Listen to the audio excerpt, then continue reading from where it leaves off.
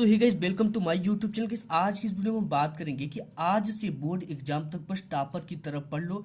Topper बनने से कोई नहीं रोक सकता, ठीक है, क्योंकि यही महीना है जब आप मौका पे चौका मार सकते हो।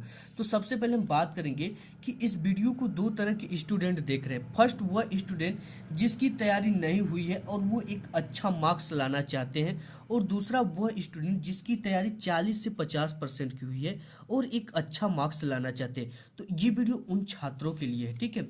तो देखो, जो वर्क होता है वो भी तीन तरह के होते हैं, ठीक है। आपको ट्रिक्स मैं बताऊंगा कि वर्क भी तीन तरह के होते हैं। एक होता है वर्क, एक होता है हार्ड वर्क, एक होता है स्मार्ट वर्क, ठीक है। तो देखो, जो वर्क होता है वो क्या होता है। वर्क मतलब कि आप पढ़ाई कर रहे हो, ठीक है, आपने पढ़ाई किया लेकिन पढ़ाई करते रह गए।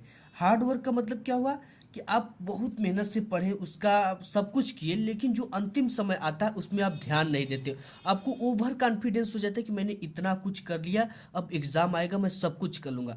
और देखो, स्मार्ट वर्क क्या होता है। स्मार्ट वर्क का मतलब आप जितना भी पढ़े हो इसी महीने में आपको रिवीजन करना है, ठीक है। रिवीजन बहुत ज़्यादा इंपॉर्टेंट होता है। स्मार्ट वर्क का मतलब होता है कि आप जितने भी टॉपिक को पढ़ते हो उसको कोई ना कोई ट्रिक लगा कर पढ़ो, ठीक है। कोई ट्रिक लगा दो या उसे कोई ट्रिक से याद कर लो, या जो चीज़ें हैं उनको, जो इम्पोर्टेंट चीज़ें हैं, जो इम्पोर्टेंट जो बोर्ड एग्जाम में आने वाले हैं उसको आपको पढ़ना। हार्ड वर्क में आप क्या करते हो, पूरी की पूरी किताब पढ़ते हो लेकिन किताब पूरी आती नहीं है। स्मार्ट वर्क में क्या करना है आपको कि वही चीज़ें पढ़नी है जो कि बोर्ड एग्जाम में पूछा जाए। क्योंकि मैं आपको बता दूं, उस समय जब रिजल्ट निकलेगा, ठीक है, तो आपको ये नहीं कोई पूछेगा कि आपने इतना पढ़ा है, ये दिखेगा आपने कितना मार्क्स लाया। जो भी पूछेगा वो पूछेगा कितना नंबर आप लाए। तो आपको क्या करना, हार्ड वर्क नहीं करना, एक स्मार्ट वर्क करना और उसी चीज को पढ़ना जो बोर्ड एग्जाम में 101% पूछे। ऐसा नहीं कि आप पूरे बुक का रिवीजन कर रहे हो और बोर्ड एग्जाम आ गया, पता चला कि आपको उस जितना भी रिवीजन किया उसमें से 10 से 5 क्वेश्चन आए। तो आपको स्मार्ट वर्क करना और वही सब क्वेश्चन पढ़ना जो बोर्ड एग्जाम में आए। देखो, हमने बताया कि क्योंकि लोग ये नहीं देखेंगे आप कितना पढ़ते थे, लोग ये देखेंगे कि आपने कितना मार्क्स लाया है। तो इसको आपको बचाना है, आपको मार्क्स लाना है, ठीक है। आप जितना पढ़े वो पढ़ चुके हैं आप।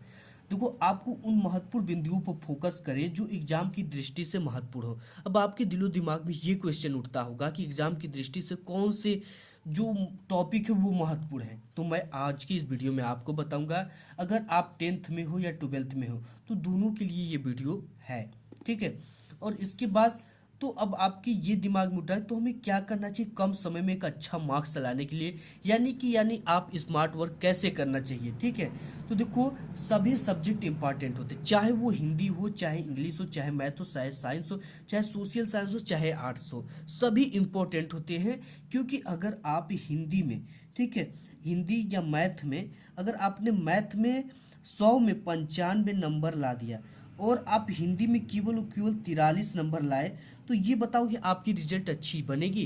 कभी नहीं बन सकती। इसलिए हिंदी को शुरू से, मतलब आज से आप शुरू कर दो हिंदी को भी डेली। अगर आपका हिंदी ज़्यादा वीक है तो आप इसे 1 घंटा या आधा घंटा शाम में ज़रूर पढ़ें, ठीक है। यानी कि 1 आवर इसे आपको पढ़ना है। और इंग्लिश को भी आपको 1 आवर शाम को पढ़ना ही पढ़ना है, डेली पढ़ना है। और मैथ को तो आपको 2 आवर पढ़ना ही पढ़ना है, ठीक है। इसका रिवीजन भी करना है और साथ ही साथ नेक्स्ट एक्सरसाइज भी करना है। साइंस को भी आपको 2 आवर देना है, ठीक है।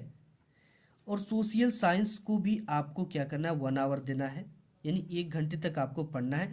आर्ट्स आपको वीक में समय मिलता है, यानी सप्ताह में कोई एक दिन समय मिलता है, तो उस दिन आप आर्ट की प्रैक्टिस कर लीजिए। लेकिन सभी सब्जेक्ट इंपॉर्टेंट है, ठीक है। चाहे आपकी बायोलॉजी हो, चाहे आपकी केमिस्ट्री, चाहे मैथ, सभी को डेली आप पढ़ेंगे तो आपको क्या होगा, ठीक है। बोर्ड एग्जाम नज़दीक आ जाएंगे तो आपका जो तनाव है वो कम होगा, यानी कि आपके दिमाग पे प्रेशर नहीं होगा, कि आपके अंदर घबराहट नहीं होगी, हड़बड़ाहट नहीं होगी कि यार मैंने ये नहीं पढ़ा, ये नहीं पढ़ा, अब मुझे क्या करना चाहिए, मैं तो एग्जाम में फेल हो जाऊंगा। इस तरह के आपके दिमाग में क्वेश्चन चलने लगते हैं। तो आपको शुरू से ही मेहनत करिए कि ऐसा सिचुएशन आपके सामने ना आए। इसके बाद जो नेक्स्ट टॉपिक, तो देखिए आपको क्या करना है कि सभी सब्जेक्ट का क्वेश्चन बैंक ले लेना है और उसके महत्वपूर्ण प्रश्न को तैयार कर लेना। महत्वपूर्ण प्रश्न कैसे पता चलेंगे, क्योंकि किसी भी क्वेश्चन के आगे 22, 23, 24, 25 इस तरह से, यानी कि 17, 18, 19, 20, 21 दिया होता है। तो आप समझ जाओ कि वो जो क्वेश्चन है वो बोर्ड एग्जाम में बार बार पूछा गया है, अर्थात बोर्ड एग्जाम की दृष्टि से महत्वपूर्ण क्वेश्चन है। इसके बाद आपको 3 ईयर ओल्ड, तो आपको क्या करना है, पिछले 3 साल का ओल्ड मॉडल पेपर, ठीक है, अनसार पेपर को सॉल्व जरूर कर लेना है। ये इसलिए मैं कहता हूँ क्योंकि ये एक साल ऐसा हुआ था कि पिछले 3 साल का पूरा पेपर फंस गया था, ठीक है।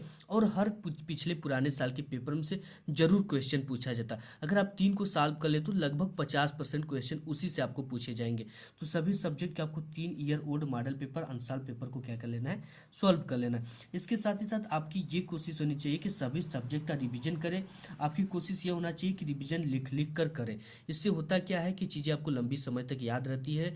अगर उसका कुछ भी कीवर्ड पता, अगर क्वेश्चन आप भूल गए उसका आंसर, कुछ भी कीवर्ड पता है, तो आप बोर्ड एग्जाम में उसे बनाकर लिख देते हो। तो गाइस उम्मीद करता हूँ कि अगर आप ये ट्रिक्स अपनाएंगे तो 101% बोर्ड एग्जाम में आपको 90% लाने से कोई नहीं रोक सकता था। आज की वीडियो में बस इतना।